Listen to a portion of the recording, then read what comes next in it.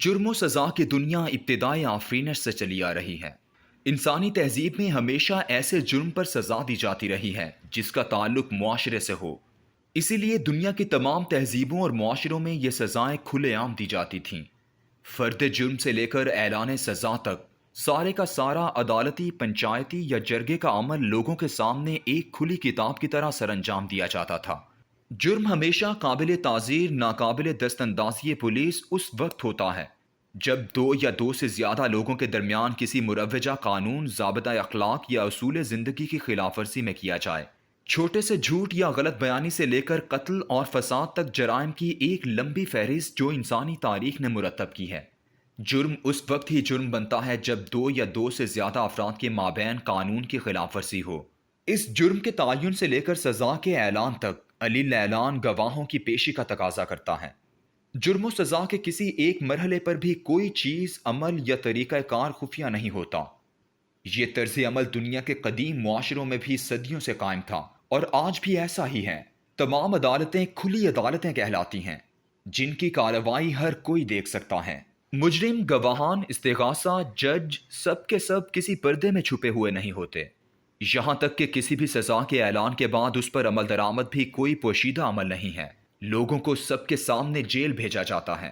لیکن گزشتہ کچھ سالوں سے پاکستان میں ایک طبقے نے جدید مغربی سیکولر لبرل طرز زندگی سے متاثر ہو کر پہلے تو پھانسی کی سزا کے خلاف آواز اٹھانا شروع کی اور اسے ایک غیر قانونی فعل قرار دیا۔ حیرت ہے کہ جس شخص کو یہ سزا دی جا رہی ہوتی ہے اس نے جو جرم کیا ہوتا ہے وہ انسانیت کے منہ پر ایک دھبے سے کم نہیں ہوتا۔ مثلاً قتل، جنسی زیادتی، بچوں پر جبری جنسی ظلم وغیرہ وغیرہ۔ گزشتہ چند سالوں سے پھانسی کی سزا کے خلاف آواز اٹھانے والے انسانی حقوق کے یہ نام نہاد علمبردار عوام کے ایک مطالبے پر اس وقت اچانک بھڑک اٹھے جب قصور میں زینب کے ساتھ زیادتی اور قتل کے مجرم کا عوام نے سر عام پھانسی کا مطالبہ کیا۔ ان لوگوں میں دو حکومتی وزراء فواد چودھری اور شیریں مزاری کی رگ انسانیت اس مجرم کو سر عام پھانسی نہ دینے کے دفاع میں بھڑک اٹھی جس نے ننھی زینب کے ساتھ موت سے بھی زیادہ بہیمانہ سلوک کیا تھا۔ کوئی تھوڑی سی انسانیت اور سینے میں ماں یا باپ کا دل رکھنے والا شخص اگر چند لمحوں کے لیے بھی اس کیفیت کا تصور کر لے کہ جب ننھی زینب اس قاتل کے سامنے رحم کی بھیک مانگ رہی ہوگی تو اس کی کئی مہینوں کی نیندیں حرام ہو جائیں۔ لیکن اس کی سر عام پھانسی کی مخالفت کرنے والے نہ جانے کس دل گردے کے بنے ہوئے ہیں۔ آج ایک دفعہ پھر پوری قوم ایک اذیت ناک کیفیت اور درد و کرب سے گزر رہی ہے۔ ایک شاہراہ عام پر ایک عورت اپنی بچیوں کے سامنے گھسیٹی جاتی ہے اور موٹر وے کے ارد گرد مضبوط جالیوں کو کاٹا جاتا ہے اور رات کے اندھیرے میں اسے جنسی درندگی کا نشانہ بنایا جاتا ہے۔ ایک لمحے کو اپنی روح کو اس ماں کے وجود میں رکھ کر محسوس کریں کہ وہ اپنی ہی نظروں میں کس ذلت اور رسوائی سے گزری ہوگی۔ ایسے لمحوں میں تو درندگی کی اذیت بھی اس شرمندگی کے کرب کے سامنے کچھ حیثیت نہیں رکھتی۔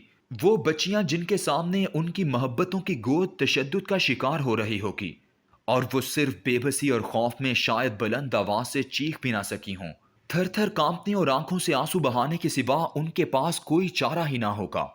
پوری قوم اس کرب میں ہے۔ مجرم کا ابھی تک کسی کو علم نہیں، لیکن اس کو سر عام پھانسی نہ دینے کے وکیل ابھی سے اپنی زبانیں کھول رہے ہیں۔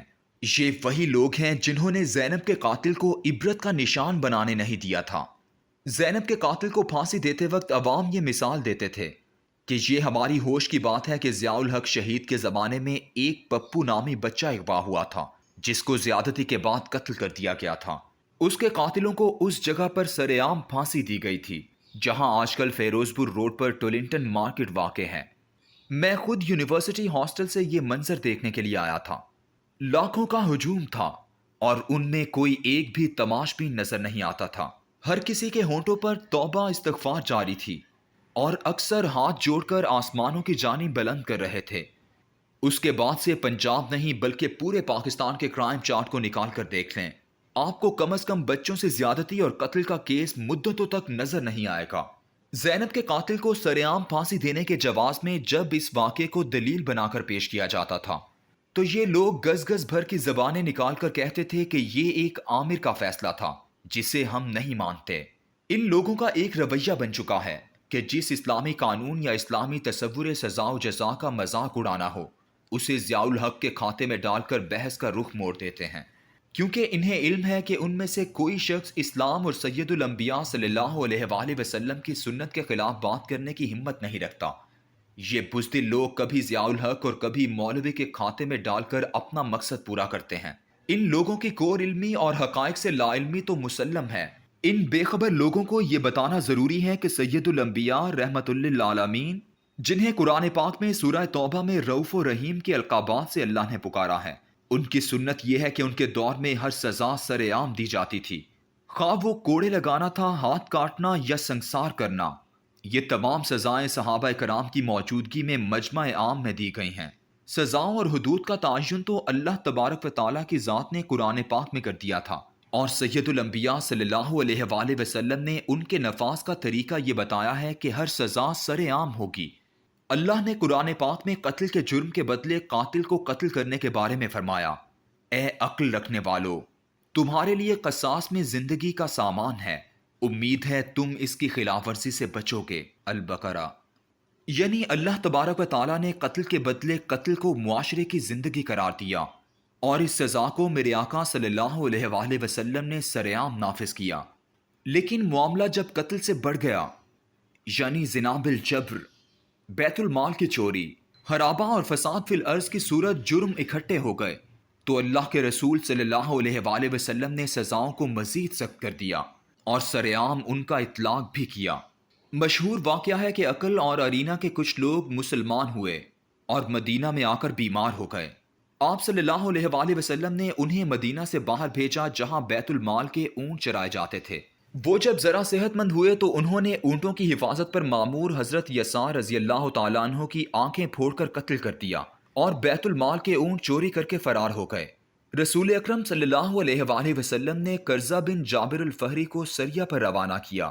جب ان مجرموں کو پکڑ کر آپ صلی اللہ علیہ وآلہ وسلم کے سامنے لایا گیا تو آپ صلی اللہ علیہ وآلہ وسلم نے ان کے ہاتھ اور پاؤں مخالف سمت میں کاٹ کر ریگستان میں ڈالنے کو کہا۔ حضرت انس رضی اللہ تعالیٰ عنہ فرماتے ہیں کہ میں نے دیکھا کہ ان میں سے ہر ایک خاک چاٹ رہا تھا یہاں تک کہ سب مر گئے۔ جامع ترمذی۔ یہ رحمت للعالمین کا انصاف ہے اور اس کے نفاذ کا طریقہ کار ہے۔ وہ لوگ جو معاشرے کا ناسور ہیں، ان کو ایسے ہی خوفناک انجام تک پہنچانا چاہیے تاکہ دوسروں کو عبرت ہو اور سزا کا خوف بھی قائم ہو۔ سزا کا خوف صرف سرعام سزا کے نفاذ سے ہی ممکن ہے، جو سنت رسول صلی اللہ علیہ وآلہ وسلم ہے۔